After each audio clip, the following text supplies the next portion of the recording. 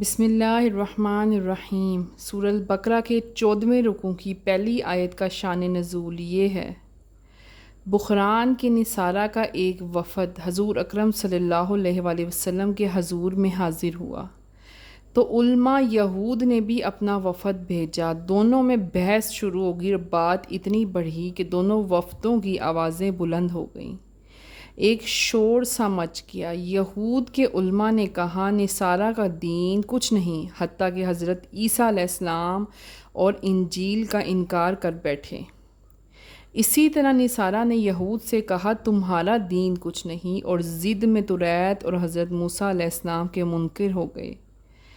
اس معاملے پر یہ آیت کریمہ نازل ہوئی اور ارشاد ہوا کہ باوجود اس بات کے کہ دونوں جانتے ہیں کہ عیسیٰ و موسیٰ علیہ السلام اللہ کے رسول ہیں اور انجیل و توریت خدا کی کتابیں ہیں، مگر جہالت میں ڈوب کر کسی کو بھی نبی اور کتاب کی پرواہ نہ رہی۔ انجیل جسے نصارہ مانتے ہیں اس کی تصدیق توریت کرتی ہے، اور توریت جسے یہودی مانتے ہیں جو موسیٰ علیہ السلام پر اتری اس کی تصدیق انجیل میں موجود ہے، لیکن اپنے حسد اور پرانی عداوت کے ماتحت ایک دوسرے کے خلاف ہیں۔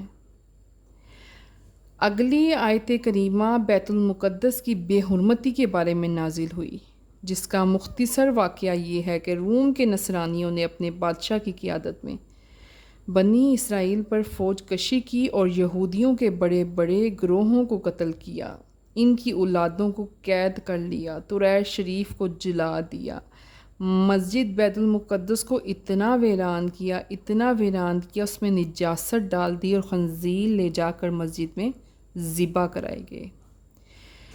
جو شخص مسجد کو ذکر و نماز سے معطل کر دے وہ مسجد کا ویران کرنے والا اور سخت ظالم ہے۔ اب اگلی آیت قبلہ کے بارے میں نازل ہوئی۔ صحابہ کرام رضی اللہ تعالیٰ عنہ حضور اکرم صلی اللہ علیہ وآلہ وسلم کے ہمراہ ایک اندھیری رات میں سفر کر رہے تھے۔ تاریکی کی وجہ سے قبلے کی سمت معلوم نہ ہو سکی۔ ہر ایک ہمراہی نے جس طرف اس کا دل چاہا نماز پڑھ لی۔ صبح کو حضور صلی اللہ علیہ وآلہ وسلم کی خدمت میں گزشتہ حال عرض کیا تو یہ آیت نازل ہوئی، جس میں قبلے کی سمت کے بارے میں بیان دیا جا رہا ہے کہ جس کا جس طرف دل کرے اس کا قبلہ وہی ہوگا۔ جس طرف وہ چاہے منہ کر کے نماز ادا کر لے، وہ مسافر کے حق میں ہے۔ جو سواری پر نفل ادا کرے اس کی سواری جس طرف متوجہ ہو جائے اسی طرف اس کی نماز درست ہے۔ ایک قول یہ بھی ہے کہ یہ آیت اس وقت نازل ہوئی اور اس میں بیان فرمایا گیا کہ مشرق و مغرب سب اللہ ہی کا ہے، جس طرف چاہے سمت قبلہ معین فرمائے، کسی کو اعتراض کرنے کا کوئی حق نہیں۔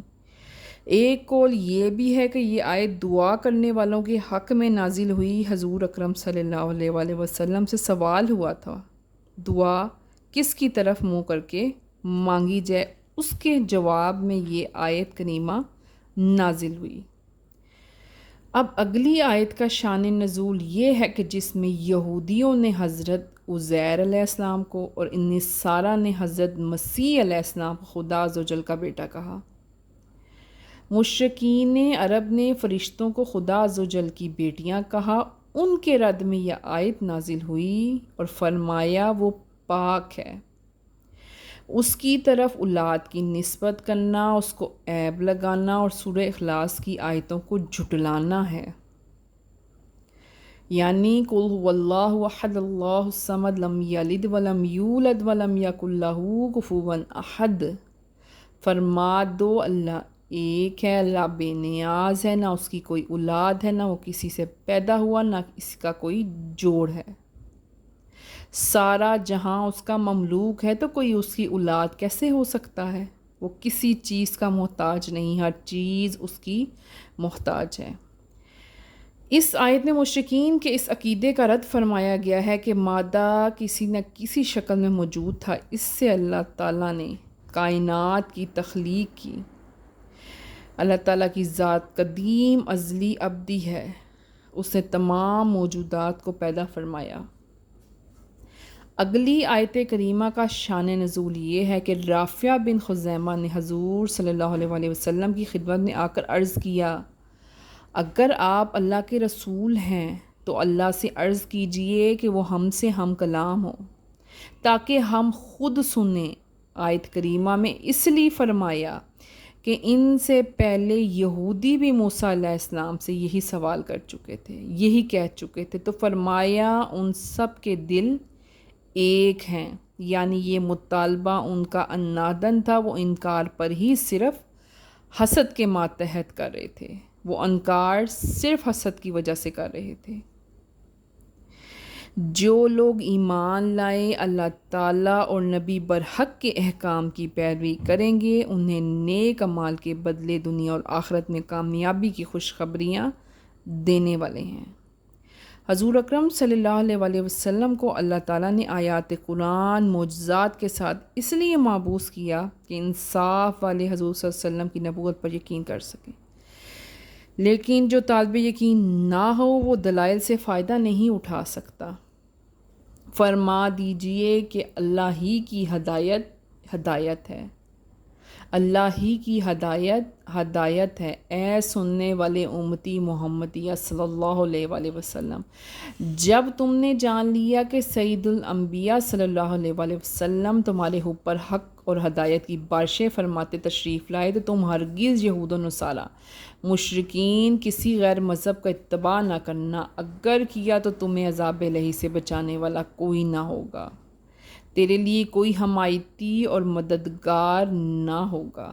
اب اس رکوع کی آخری آیت میں جو آیت اہل سفینہ کے معاملے میں نازل ہوئی، اس کا شان نزول یہ ہے، اہل سفینہ وہ 40 آدمی تھے جس میں 32 اہل حبشہ اور 8 شامی راہب تھے، ان میں بحیرہ راہب بھی تھے۔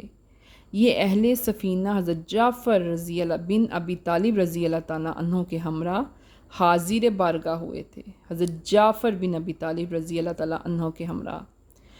اللہ تعالیٰ عز و جل نے ان آیات مطلوعہ میں ان کی تعریف بیان کی اور کہا، در حقیقت توریت پر ایمان لانے والے وہی ہیں جو اس کی تلاوت کا حق ادا کرتے ہیں اور بغیر تحریف و تبدیل کے پڑھتے ہیں، اس کے معانی سمجھتے ہیں اور مانتے ہیں اور اس پر عمل کرتے ہیں۔